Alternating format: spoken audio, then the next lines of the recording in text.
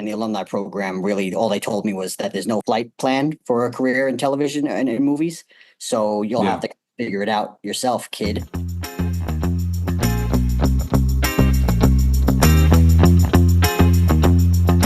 All right, Madison. Today we're talking with Bobby Pedalino, a friend of mine based in LA who works in development. Awesome.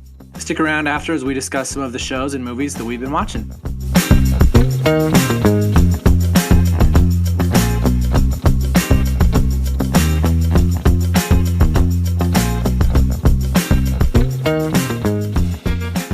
We live? You're live. What do you got in the background? Is that New York, Long Island? It is New York. That is Manhattan, but then there's also Long Island and Brooklyn, Queens. For our listeners who don't see this podcast, which is everybody, behind Bobby, we've got a cool black and gray map of New York. Got to represent in the apartment. Always represent. Long way from home. We can just get right into it. Yeah. You've been in LA 7 years, 6 years? It'll be 6 years on August 28th, 2024. Oh, we're coming right up. Okay. Up on 6, yeah. And it flew. 2 years of that was COVID. Maybe that's part of the reason why. Yeah. But yeah.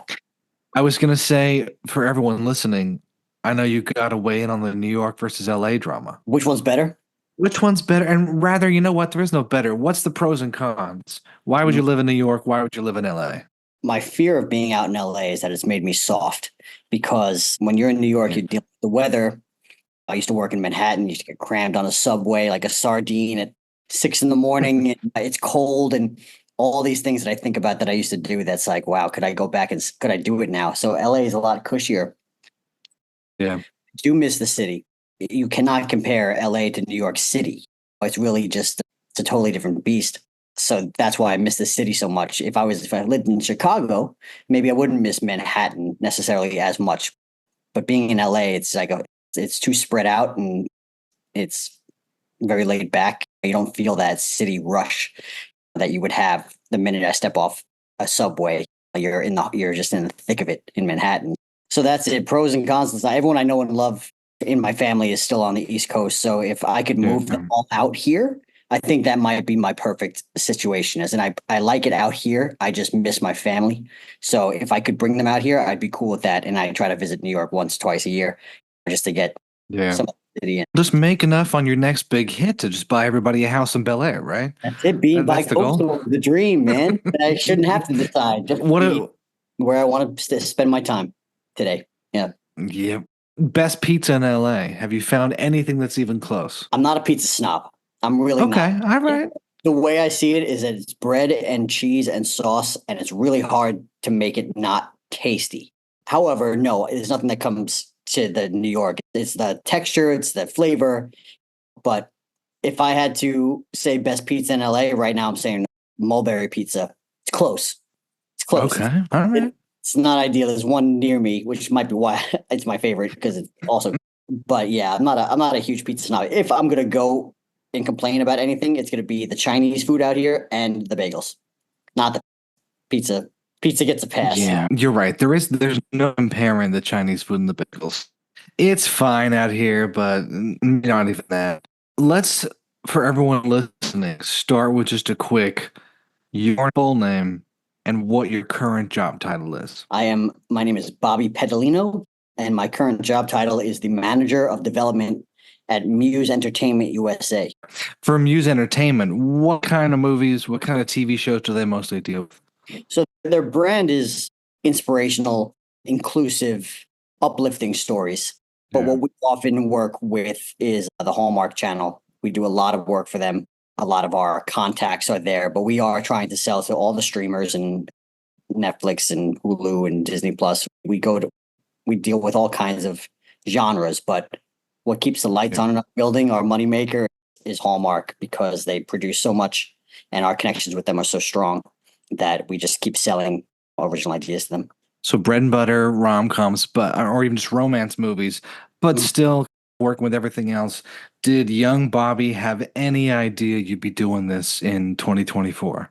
He would be a tad surprised at how good he's become at identifying a good rom-com. Because it is maybe quite literally the bottom genre for me, as in I would prefer drama, comedy, thriller, action, sci-fi, you can name it, Yeah. over actually watching a romantic comedy. However, after 4 years at this job, I have grown to appreciate what makes a good rom-com and the art in that, because it's not just, I used to call it the fast food of television. Like just Yeah. slop a story on there, throw romance in, and nobody cares. And there, it's more than that. The audience knows what they're looking at, and they know when you're trying to just feed them slop of a rom Yeah. com. There is a good way to do it. When I first got to this job, I was passing on every script I read. My boss would say, like, "You're passing on things from good writers. Like, you're sure these things are bad?" And I said, "Yeah, they're just unrealistic, and they're not really, they're a little cheesy, and no." And he goes, "I think you don't. I think you need to learn what makes a good rom com versus a bad rom com, because they're supposed to be cheesy. They're supposed to be unrealistic. That's the Yeah. point." So it took me a while to figure that all out. To learn the tricks of the trade. Yeah. Yeah, tell me a little bit about you growing up, what you were interested in, and your first kind of interaction with entertainment, whether it be theater, music, movies, TV, what those first core memories are like. Probably theater. So I was raised in Long Island, and I was very fortunate that my family would bring us to Broadway shows constantly. So all the big Broadway shows I saw, and then would continue to listen to the music. And me and my neighbors, I had two neighbors growing up that were right next door, and we used to see the plays together, and then put on the performance for our parents in our basement like a couple of weeks later, with the Nice. numbers and the choreography and the whole bit. I was definitely cultured when it comes to Broadway. And it did translate to me being a theater kid of sorts through elementary school and middle school and high school and college. So always was a bit of a performer, but so I guess that was the way you could say maybe it was the start of it. Although I have zero interest in being in front of people, in front of people that's on camera on stage at this point. But just always had a creative mindset. Maybe that's where it started, the arts, at a young age. Yeah, and as far as movies and TV goes, what stuck out to you as a kid? What did you watch that you just absolutely loved to rewatch as a family? Yeah, you get. I had quite the collection of VHSs that I was very proud of. There you go. But, they were a lot of screwball comedies. I wish I could say I had classier taste, but it was Jim Carrey, Adam Sandler, Mel Brooks. That was my sweet spot growing up as a kid. How do you feel about those movies? Maybe not existing, but being so different these days. Like I keep asking, or I did keep asking, where's a Jim Carrey? Where's Bill Murray? Who's our Chevy Chase? Where's our Mel Brooks movies? But it seems everything has just changed. It Do you changed. feel like, We were tracking it for a while where the comedy was going. It got a little less Jim Carrey silly and became a little more grounded. I felt with like Judd Apatow movies, and that's where comedy went. And it was like raunchy Jonah Hill, Seth Rogen, and then I kind of lost yeah, track of where we are with comedies. It's certainly not the Ben Stiller prime Will Ferrell crazy character, Zoolander, Anchorman. Like it's certainly not that anymore, and I do miss it. No one's taking risks on those yeah, type of movies anymore. But I'm still nostalgic for the movies I loved. That humor that you don't see much yeah. anymore. It's a certain type of humor. It's a physical and not so much. I do hate when everyone says, "Oh, that movie couldn't get." It's like, yes, it already exists, right? People make the joke, "You couldn't make Airplane today." It's like, yeah, because Airplane was of its time. It was years ago. Of course, you couldn't make it. But I Yeah. do understand what you're saying. Of Well, I think of that there's a certain sensibility that's different. with the Three Stooges, right? People used to laugh their asses off Yeah, watching Three Stooges poking each other's on boing, boing, boing, like silly pies in the face yeah, kind of humor, and we all grew out of that, and by we yeah, all, generation before us. But yeah, that's just comedy in general. It's always evolving. yeah, and film and TV. When you went off to college, did you see yourself studying theater, film, arts, and things like that, and getting into it and creating your own path, or what did you study when you first went off to school? I didn't know what I wanted to study. I didn't know what I wanted to do. Yeah. I didn't want to go to film school. I wasn't that committed. But Mhm. so I went to a liberal arts school and got a little bit bamboozled because they said, whatever you want to do after college, like our alumni program will help you out. And we have Yeah. alumni here and there. So I just said, okay, I'll just go to I'll get a nice liberal arts education. not really have to fully decide. I was a sociology and psychology double major, Oh, which nice. was more work than I needed to ever do for Yeah. two things that I didn't care to actually pursue. So that was a regret of mine. I could have taken it a lot easier in college, but I knew I wanted to do something creative and didn't know what. But that creative calling was enough for me to at least not commit to something like economics or a business or something Yeah. that's one of those good choices to do. It was, I'll just graduate and then wait and see. But you don't have to get me started on regrets like that. If I could have changed things, I would have probably gone to a school with at least a communications degree. That would have been maybe helpful. Yeah, I feel that too. And I feel like there wasn't a good prep track or program for someone to say, hey, if you're interested in film, TV, Hollywood, go down one of these paths and go figure this out because it's directly transferable. Instead, you show up as an 18-year-old and it's like, whatever you want to do. Underwater Yeah. basket weaving, biology, study caterpillars, look at rocks, go to space. It's Okay. someone told me that 75% of people who go into college thinking they know what they want to do change their mind. So that stat stuck in my head saying, all right, well, then I don't have to. Why be a film major just to get out and realize I don't want to do film? And now I'm stuck Yeah. really not being qualified for anything. Maybe this was the smarter choice. And maybe it was. I don't know. All I Yeah. know is that my college didn't really help me get to where I am. And the alumni program really, all they told me was that there's no flight plan for a career in television and in movies. So you'll have to figure it out yourself, kid. Was the response I got from a lot. So it was discouraging and was not an easy road to break in. Yeah. How did you first figure it out? Because you were working behind the camera in New York. Is that right? Yeah, I did production work in New York for 7 years, and by production, in the production office. How I got there Oh. is a longer road. My brother-in-law knew somebody who was investing in a movie. I got on that movie, never happened. Then I met a security guard. That security guard knew somebody who worked on Gossip Girl, and that's when I left Gossip Girl as an office PA. This is the original Gossip Girl. The last 2 seasons I worked on for that. Then I went from that to Orange is the New Black to The Americans for FX to Gotham. Then all of a sudden I found myself freelance working in production offices and doing okay as it never really not having work if I wanted it. So that was how that started. Yeah, just it's the relationship business. Just people that hook you up with things. Just about getting out there and meeting people and introducing yourself. And yeah, Spark Notes version for everyone listening. Office PA. What are you doing as an office PA? Taking mail on phone calls, scheduling things. Are you working with producers or on-set directors?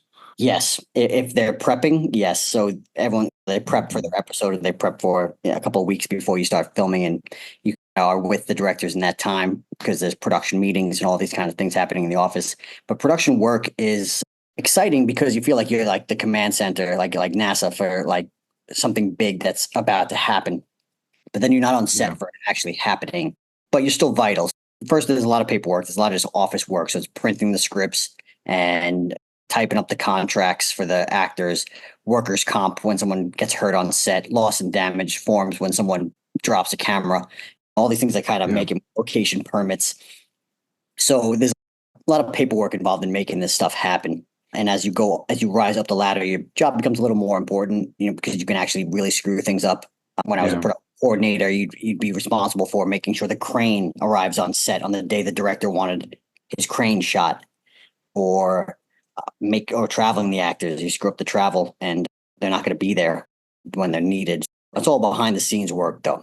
Yeah, vital behind the scenes work. That's And when did you start to understand that you needed to move to LA and make a career shift?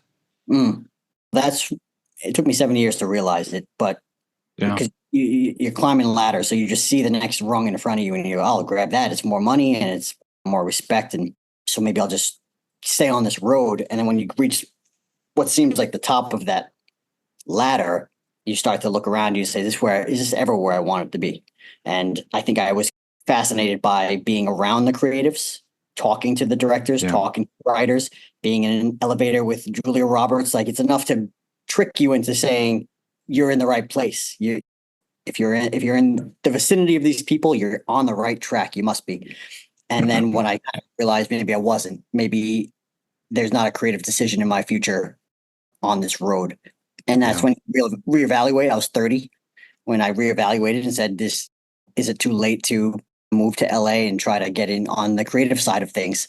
I don't know how, but I think maybe that's what I was calling. What was motivating me to do it was just say you either double down and this is your life, or you try to take a little chapter somewhere else. Yeah, I know everyone has a story of coming to LA and hustling to try and find a job and get into the industry somehow. Some go work in restaurants and stuff, but you had experience on set. You were working on big shows, like you said, The Americans, Orange is the New Black, Gossip Girl.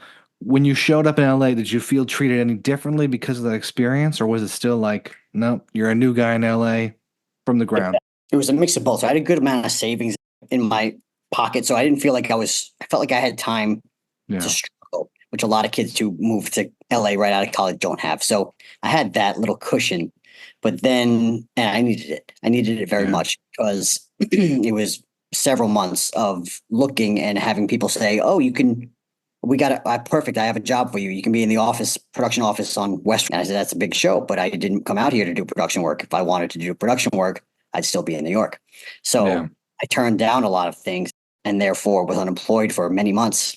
And it just didn't translate. Production work did not translate to development work, the creative side. I might as well have been doing construction in New York for 7 years. People were just like, sure, you know how to make movies, but do you know how to find material and give notes on a script? There's zero evidence you do. And that to me is wild. Just thinking, not that everyone is looking down on the newbies, but sometimes when I've learned about some of the processes or people who call themselves producers, I'm like, wait a sec. There's a knack you got to learn, right? You got to have the knack to really be able to figure it out and work it out. But when you got your first role here, did you feel like it was so wildly different you couldn't have just picked it up on day one? No, I think if you have good instincts, Yeah. you could jump right in. As in, you didn't have to go to college to do what I do now. You don't think you had to read a book to fully Yeah. understand to do what I do now.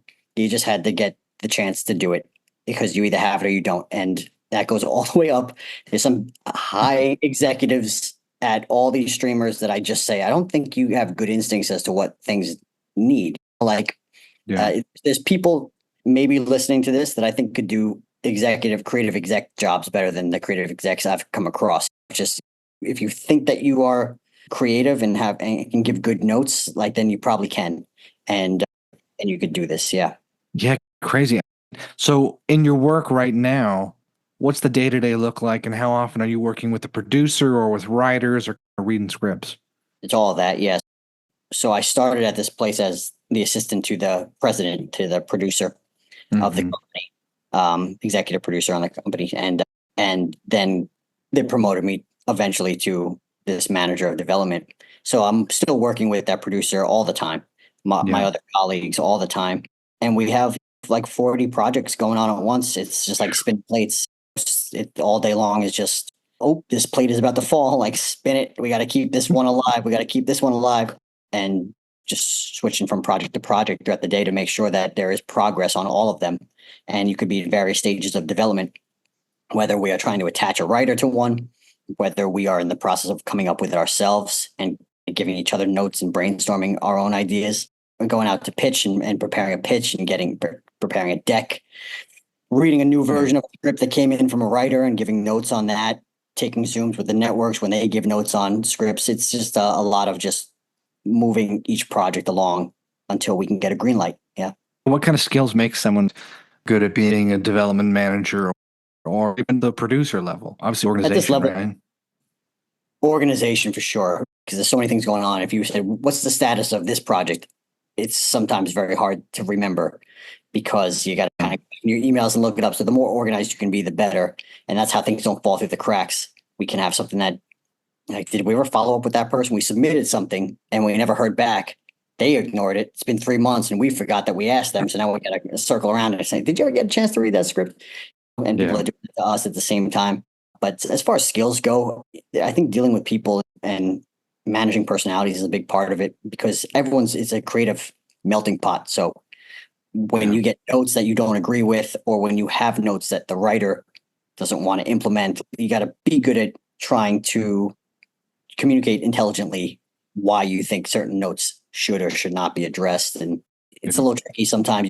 You can realize you hit nerves You tell a writer the whole thing, the dad isn't working. Oh, that's based on me and my dad. Oh, it's not working. So take it out. You gotta kind of figure Yeah. out how to address these issues in a creative Yeah. field. It's difficult sometimes.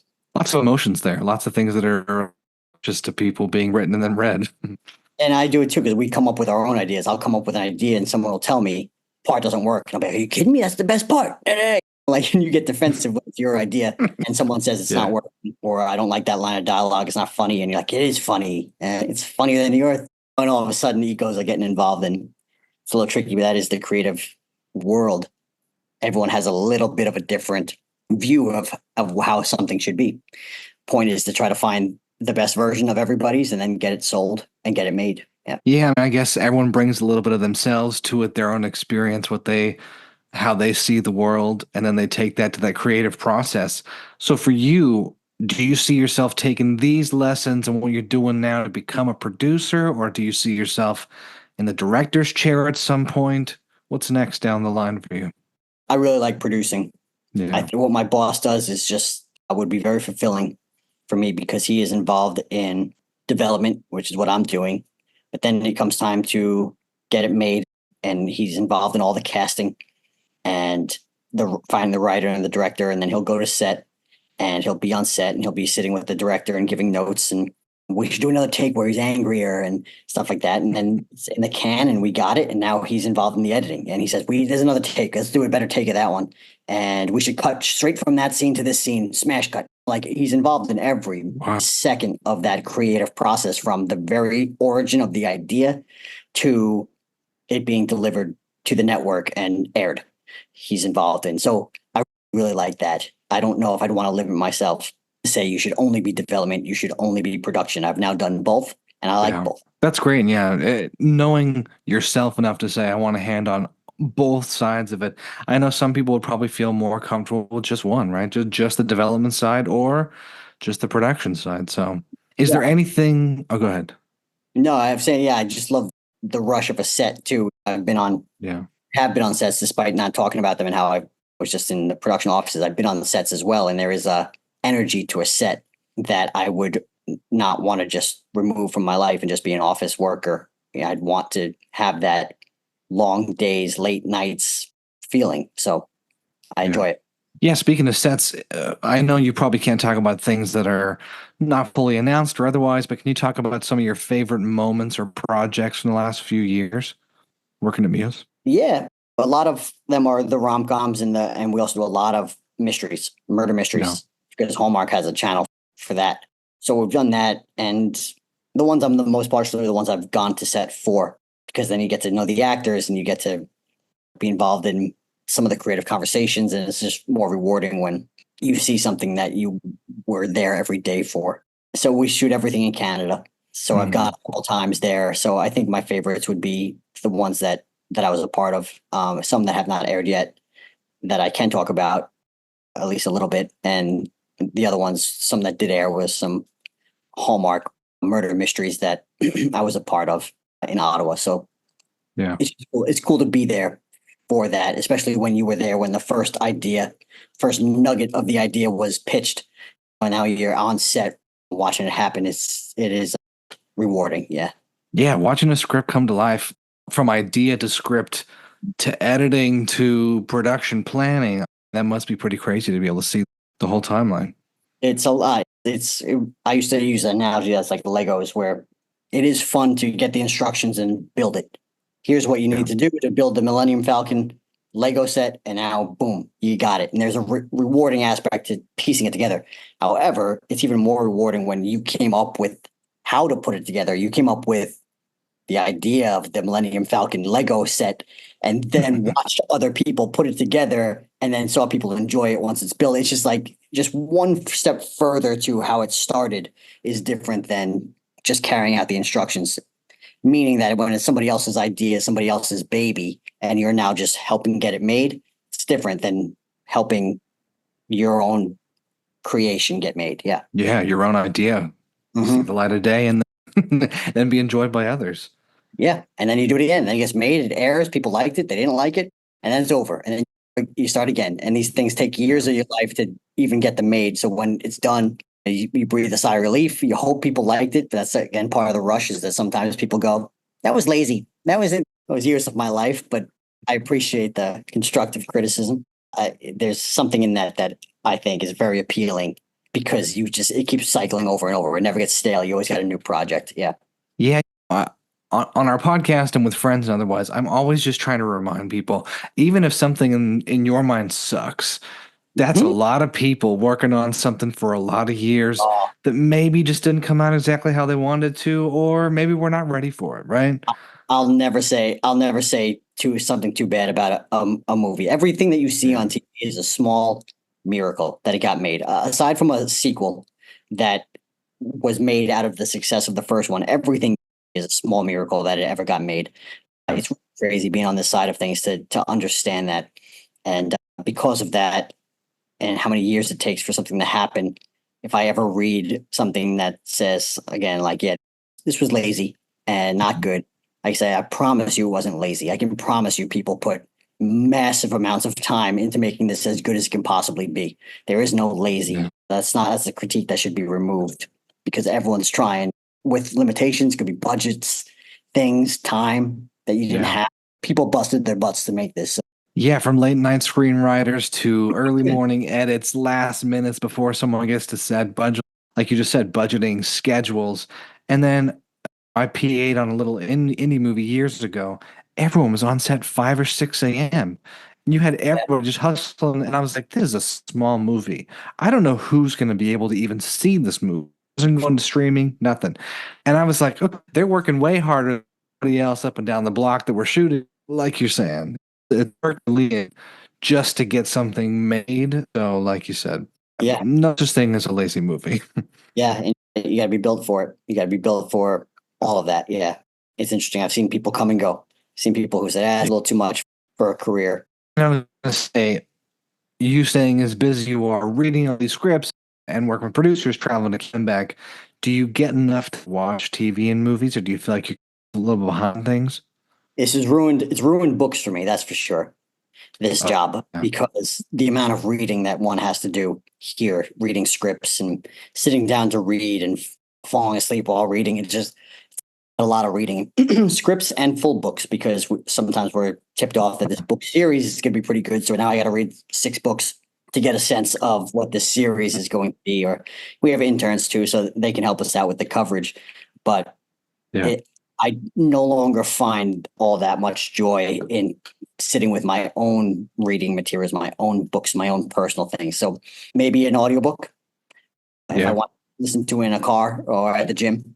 And even TV is a little hard to sit down and watch. I'm supposed to really have my finger on the pulse of everything so that when we do find a new idea, if it's too similar to something Netflix already has, like let's not waste our time by going to Netflix with this. They're going to just say we have something like this already.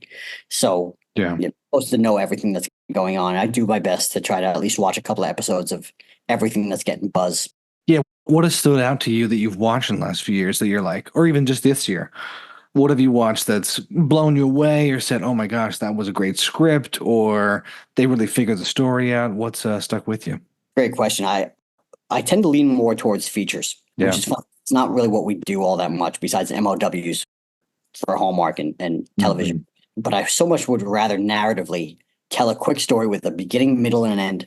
Yeah. Do it well, get out and put that out into the world.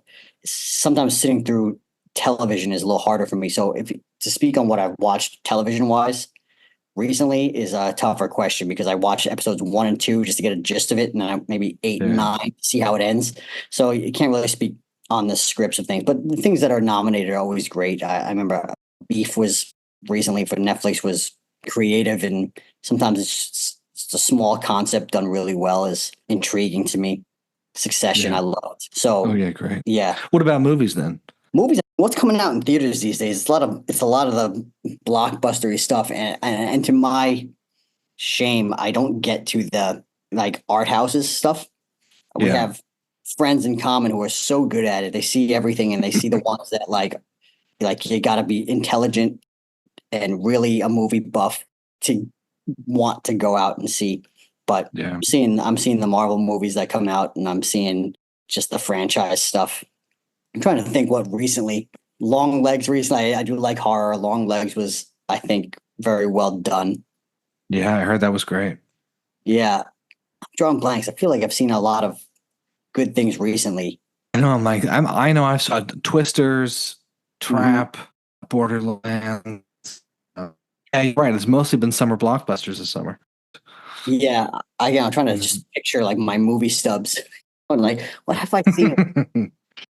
But Yeah. maybe nothing that jumped out as so good that I would want to go to the theater twice to see it. I mean, that's a good indicator for me. I have the Regal movie pass, like Oh, everyone's got that. See, so I yeah. can, if I want to see a movie twice, nothing stopping me. It's free, and I would. So I'm trying to think of ones I had the desire to see twice. Deadpool. Deadpool Wolverine. Absolutely, man. Were you a huge? I don't want to say that because it seems too obvious, but I love that one. Again, I'm also not going as like an industry guy to like pick apart Yeah. the thing in the writing. I'm just going just to be entertained, and Yeah. I'll be the first to admit that I'm a sucker for those kind of movies. Just a good time, and let's just have fun for Mm. 2 hours and get out. And I do like ones that make you think and you want to talk about and break down the tape with your friends on the walk back to the car, but I don't need it. Yeah. And that's good. You can kind of separate. I feel like it could drive you crazy every as a project, just staring at it and wondering what's next. Yeah. Let's talk about one more thing before we go. And we can cut this if you don't want to talk about it. Can we talk about your movie wraps? We do not need to cut this. I'm not ashamed of it. However, it is something I keep very secret. So you would think that he's probably doesn't want the word to get out. But for as long as I can remember, along with this desire to be creative, I've always enjoyed writing raps. Not so much hip hop Yeah. culture. It's just the art of throwing rhymes together and in a rhythm. It was always appealing for me. And I used to just do it in my basement with a microphone. If something was bothering me, a teacher said something to me that I didn't like, I write a little rap about it and vent that way. I used to give it out as gifts. I've written raps for family members and recorded it and just said, hey, I just threw some little song together for you about you. And for some reason, it was just always something that spoke to me. But a friend of mine said that you're a creative, you should be on TikTok. And I said, nah, I'm not going to be on TikTok. And he said, if you were, I bet you'd blow up. And how about for my birthday, I'm turning 32, you make 32 YouTube videos, whatever you want. Wow. YouTube, TikTok videos. Yeah. So I said, well, what should I do? He's like, do you like to rap? I said, yeah, what am I going to rap about? Politics? And he said, right about, and it was his idea, to his credit. He said, you should watch movies and rap about the movies. And I said, all right, I'll do 32 of these. And that's it. And then did one, did two, did three, and realized I love it. So yeah, so now I have rap movie reviews and I watch a movie and I write a rap about it and I try to release and record the rap in the same weekend so that it's hot on everyone's minds. And I've loved just the fact that TikTok is a wild medium, man. You put out you work on a little something. Little old me puts out a Yeah. little, and I have a video that 122,000 people have seen and comment a mix of you suck versus this is awesome. Like it's when could you ever put out something that 122,000 people get to see and comment on?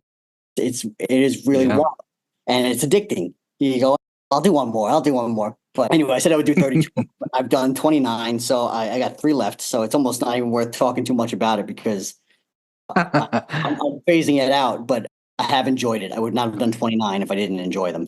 So you are capping it at 32. We'll see. At that point, I've done my. I won't hold you to it either way. I've done my time. I served my sentence at 32. So the rest, then, if I continue from there, it's out of just my love for it. I've always enjoyed just writing the rap. So whether I put them on TikTok or not, the trend of my life has shown that there's never been a chapter where I didn't have some sort of rap. Just it's always been a joy of mine. So I don't know what to compare it to. Really, it's just something that I enjoy doing. So That's awesome. We'll make sure we link it in the show notes for everyone who wants to follow you on TikTok and check out some of your videos. yeah, Maybe we'll have one of them on the end of this episode. take We'll your see. pick. I'll just And leave that open there. Whatever flows the best for you. You can. Deadpool Wolverine one's good. Barbie was fun. Your Guardians of the Galaxy is great. We might just put that one in there. That one's fun. It's got the beat worked very well with it. Sometimes that's the key. and the right beat, and then I can already hear how it's going to sound, and I go, there we go, I got it. That one I Yeah. knew start was going to be fun. So yeah, throw that one on there. We'll throw that one on there. Thanks again for coming on. And for anyone who wants to get in contact with you, ask any more questions, where's the best place they can reach you? Instagram, LinkedIn, email? My Instagram, my email, yeah, either Yeah. one of those are where seem to get messages from people and have a lot of my correspondences. So for sure. Yeah, Thank we'll you, link man. those. I've got a lot of friends who got podcasts, and not a single one of them has thought I was interesting enough to have me on and talk. This is the first. This is the It's a first. first for me, and it's a bucket list for me as well. Awesome. Appreciate you having me on, man. Thank you. Yeah. I swore, I told a friend, I'm like, we're going to have Bobby on now, and then he's just going to get hooked, and we're going to have him on again for a Christmas movie time or Valentine's Day, in addition to horror and everything else. If So we people might have you back on. enjoy hearing me talk about these things, then I will come back as many times as you'd like me to. I had a blast doing this, and it's just fun to. It's like it's just me and you sitting in a room chatting, which is what I'd love to do anyway. So talking shop's easy. That's it. Rap movie reviews. Guardians of the Galaxy, Volume 3. Need a boost? Strap into your seats to be recruits. 2014 on your screen. You got introduced to the core team, and you're saying Guardians of the Who? Say hail!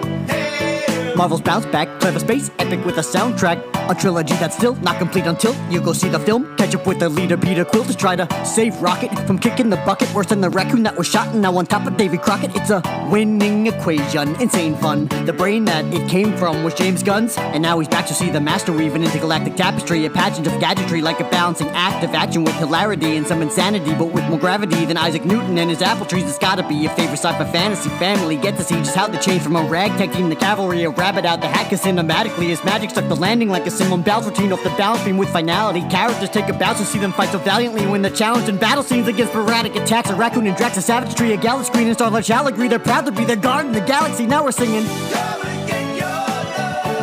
That's 25.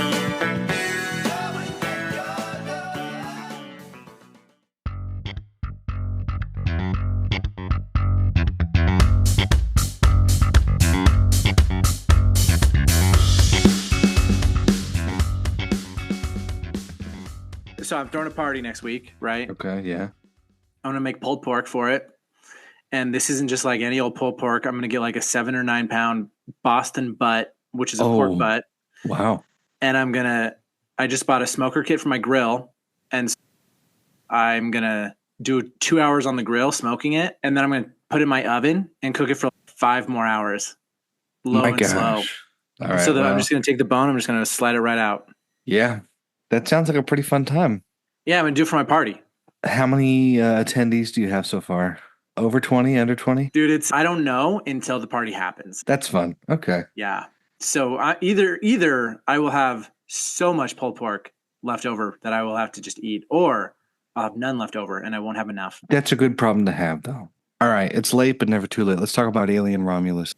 What'd you think? Because we had our Aliens series this summer, and we watched both of the Alien movies, and so I feel like this was good timing for us. It was good timing, and I gotta say, I went in with very low expectations. I expected to be scared in some ways, jumpy here or there. I expected it to be fun, but I liked it more than I expected.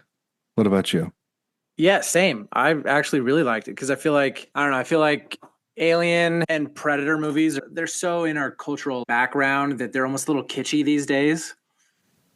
And I don't know if you saw Prey. I loved Prey. So good. And honestly, I think this one, Alien Romulus, does the same thing. It doesn't reinvent the story quite in the way that Prey did, but it really goes back to the heart of the story and what makes it good. And I thought it was really well done. Plot structure, acting, set design, and even the horror moments. And I don't know, it was so well done. Yeah, it got, I'm not going to say middling reviews because that's not true, but it definitely had a lot of chatter online of people who just hated certain parts of it or hated certain acts. But for me, I was like, oh, this fits right in the canon and it's fun. It's a little bit different. Yeah, they retread a lot of the same ground, but I found no huge problems with it. There were some moments where the whole theater was laughing of, okay, that was absurd. But at the same time, the acting I think was great. The color, the visuals, some of the stunning things we see are just so cool. This is one of my favorites from the ones we watched. How did you feel about the lead actress? Kaylee Spaney, that's her name, right? Yes. Yep. I really like her. She was in Civil War earlier this summer, Alex Garland's Civil War. Yeah, I think she's a great actress, up and coming. I don't really know what else she's been in, but she did a really good job of doing the Sigourney Weaver thing. And like initially, we just think, oh, here she is, a helpless young girl, and at the end, she's like the one that survives and saves the day. Saves the day. Yeah, I hadn't fully remembered her, but I had to look it up. But she was in Bad Times at the El Royale, which we both like. She was? Yeah. Rose Summerspring in that. She was, Oh, she was one of the cult people. yep, yep. Okay. I really loved her in Mayor of Easttown.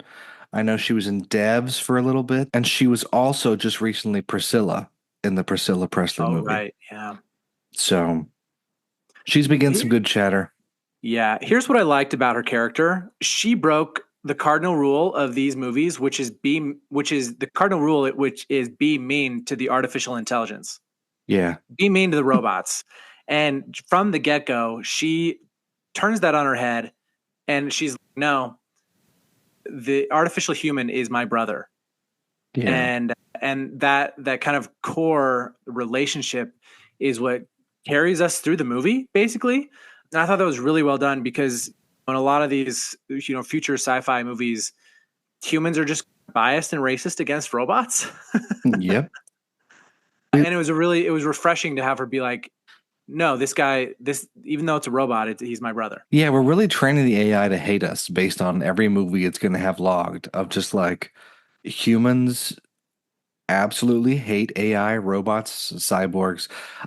The writer director, Fede Alvarez, and the other writer is Rodo Sayagues. They both have written and done some scary things. Like Rodo did Texas Chainsaw Massacre, Don't Breathe, Calls, Evil Dead from 2013. Fede Alvarez, he's directed a handful of other things. Don't Breathe Again, The Girl in the Spider's Web, From Dusk Till Dawn, the series, Evil Dead. So we have some good horror background, but it wasn't just horror for horror's sake. I feel like there was a good amount of the sci-fi in the plot. We have this mining station almost hitting the ring of the planet. We have beautiful set design. The whole thing felt like a modern update to the original Alien of it's the same universe and it looks and it feels like it while still being scary. So I did like the balance there of the sci-fi elements with all the horror of the Alien franchise. Yeah, and they didn't update like the computers. They were all still analog and looked like they came straight out of the 80s. Yep. I think that's the magic of the Alien universe is that imagine you just transported like the 80s but into space. And or the 70s or 80s and stuff and just made it into space. And that's the magic of those analog screens. Yeah, how'd you feel about what was his name? Rooker, the other cyborg, and he was CG entirely? Rook, yeah.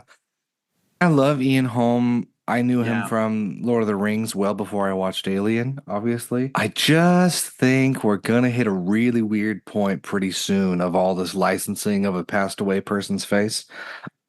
I get it for continuity and it was cool, but I think you could have had any other android there and it would have been fun. So I understand the allure of it, but like a part of me in the Uncanny Valley and the facial CGI was a little off at points. I didn't love it personally. What about you? Yeah, I understand it for story reasons, but I also don't know how I feel about resurrecting dead people. Yeah. It felt like an artificial constraint on the AI to be like, Yeah. oh, during this 100-year time span, there was only one model of AI being created. Hold on. We have how many cars, how many computers? Let's not get all the way down to singularity that had to be Ian Holmes' face Yeah. on this body double. Yeah. You saw the news about Peter Cushing's family suing Lucasfilm, Yeah. Star Wars, right? Yeah, I don't think it's a great look, and I think until we fully see how it plays out later, maybe don't do that. Yeah. How'd you feel about my boy David Johnson, though? Which one's David Johnson? Andy, he played the robot, the AI. Oh, loved it. He did such a good job because, like, I think right when we first see his character, I think the assumption is that he's like autistic, he's got some mental challenges, but then it's oh, he's a robot, and then it's oh, he's a robot who was thrown away because he no longer served a purpose. And like all of that I just thought was really well done. You could like find it in the character, in his portrayal of Andy. And then it was really fun to see him get upgraded in the middle of the film. Oh yeah. And have kind of his software updated. And then you're all of a sudden really suspicious of him because his line of, I'm going to do what's in the best interest of the company. And it's, oh, so the real bad guy of the Alien films is maybe not the alien, it's the corporation. Wayland Yutani. Yeah, they really did seem to hammer that in the best way, with not so blatant in your face at 24/7, but it was enough to be like, okay, yeah, it is the corporate asshole who really wants this to be done. I think he plays the perfect, yeah, timid to a little bit scary android. For those who haven't seen him in something before, I love that movie he's in from 2023, Rye Lane, which is like Before Sunset, but set in London. But also, he's been in Industry, which is now like re-entered the zeitgeist, that show on HBO Max. How did you feel about the xenomorphs, how many of them there were, the face huggers, all the alien aspects of the movie? I thought they did a really great job with the face huggers because you could tell that they were practical. At least a lot of them felt really practical. Yeah. That first scene where they're in the chamber trying to find the cryo batteries, and there's a lot of water on the floor, and you start seeing these things thawing out and dropping into the water. You're just like, shit, here we go. Here we go. Yep. And I thought they did a really good job of kind of bringing some of the fear back to these things, especially their movements were uncanny and disturbing. And they're almost spiders, but they're not quite spiders. They look like human hands, but they're not quite human hands. And they did a really good job of kind of bringing that fear back. But they also like really leaned into the reality that these aliens are a metaphor for sexual trauma. In the aliens with the thing that goes down the throat, to like there was a thing on the wall and it just looked like a big old vulva, and then just all throughout it's just like, oh, this is about sexual violence. Which I don't remember if we covered it in our discussion of Alien. I did like that it was a female protagonist, once again, like you said, Sigourney Weaver, but that it didn't feel cheapened at all. Yeah. That being said, there seemed to be a lot of xenomorphs all of a sudden in this one. And I'm like, where did they come from? Did they explain that? They didn't. And I was like, we have a crew of, what was it, 5, 6 people? If you're counting Andy. Yeah. Everyone else was dead on the ship. I have never seen that. I don't think they assumed that the xenomorphs took the dead bodies. So that was confusing, to say the least. I agree. Yeah. I think my brain when I was watching it was just like, oh, so the face huggers got loose on the ship and killed everyone, and the xenomorphs metamorphosized and then took all the bodies and then just started reproducing in a wing of the ship. That was my assumption. And then when our crew of protagonists make it to the ship, they just make it to a ship that is so far untouched by those xenomorphs. And then as they're exploring, that's when they find the section of the ship that is infested. Yeah, I like it. That's a better theory than I've got right now. My thing was, I was like, is the thing on the wall meant to like create new xenomorphs? But that wasn't really the case. So yeah, I'll take yours above this, because it was supposed to be the same xenomorph that gets shot out of the airlock in Alien 1, gets picked up by these people, put on ice, or it's already iced, and then they kind of experiment on it, whatever else. Something goes wrong. But yeah, by the time they get to that really cool hexagonal, octagonal hallway where they shut off all the gravity, I'm like, how are there this many damn xenomorphs? There's 20 of them. Yeah. So yeah. Questions. Like, where's the biomass? Where's the biomass for that? Where are the hosts? Fun. It made it fun. I think that scene was amazing. I had heard some people hint at it on Twitter before going to see it, and I was like, oh, they didn't ruin anything. It was fantastic. Spinning through the 0G, trying not to touch the acid blood. I thought that was fun. I was like, 2 moments that I really loved in the movie. One, I loved when Andy fell down the elevator shaft and got the xenomorph away from our main character, Rain, and then was like, get away from her. you bitch. And he just struggled his way through it because he's such a pure character. Yeah. And he said the line and he said it so well. And I loved that scene. That was such a great moment. That's a scene that so many people hated. They were like, it's a Oh or no. whatever. There's no way he would have known. I was like, no, we're all watching a movie on a screen. It was fun. It was fun. It's called intertextuality, people. Yeah. Just let it happen. And I thought it was a great moment. And when I heard it, I didn't cringe at all. I was like, hell yeah. Yep. That was good. Because if he'd have said it with the same kind of like oomph that Sigourney Weaver says it, I wouldn't have believed it. But he said it in the way that his character would have said it. Yeah. And that it sold it really well for me. The second thing that I really loved, I love when movies create artificial timers in the story, because the planet that the station is in orbit around has a ring on it. And counter to cartoons and nice, pretty CG movies, like the rings are not like dust. They're just gigantic chunks of ice, and they're so dangerous. And they get on the ship, and then there's an artificial countdown to where the ship is going to make contact with the ring. And so they need to get the cryo batteries out before then. And then, of course, something goes wrong. And then the trajectory of their orbit is altered. And so now they've got to get out of there within a handful of hours or something, or like 90 minutes. And I really liked that because that's a real consequence. That's not just, oh, the ship's engines are going critical and we have to get out and it's going to be a bomb, right? Because that just seems a little too artificial. But oh no, this thing's in orbit and it's going to make contact with the ring. And I really enjoyed that. And then I loved the art direction around when it actually does make contact with the ring. Oh yeah. Beautiful. So well done. And I loved it. Everything from the coloration to the music to the CG. It was so well done. How'd you feel about the humanoid xenomorph? When they first introduce the cast that's going to be on the ship, I was already cringing. I was like, please no. Isabella Merced plays K-A-Y. And when they finally bring up that, oh yeah, she's pregnant, I just cringed. I was like, oh, here we go.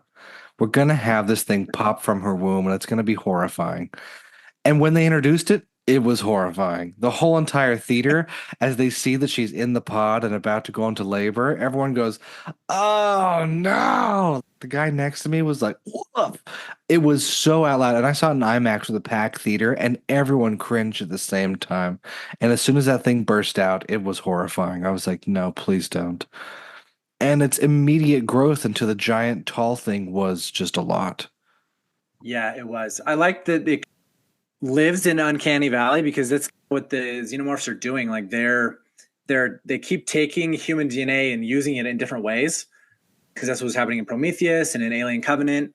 And then in this one, they like more than just use human DNA. They use like a human baby, and so it lives in Uncanny Valley, and I really liked that. But its design calls back to the space engineers from Prometheus. Those kind of big, huge black eyes. But yeah, I remember, I think when I was in the theater watching, this was one of the moments where my mouth was just like open. And I was like, what am I watching right now? This is so terrifying. Yeah. Yeah. And so what I really liked though is that they had a big moment against all the xenomorphs, and then they make it onto their ship, and it's, oh, finally we're done. Like we can breathe easy. And then you remember, oh, no, we don't. We can't breathe easy. We've got one more showdown against this thing, and I thought it was really well done.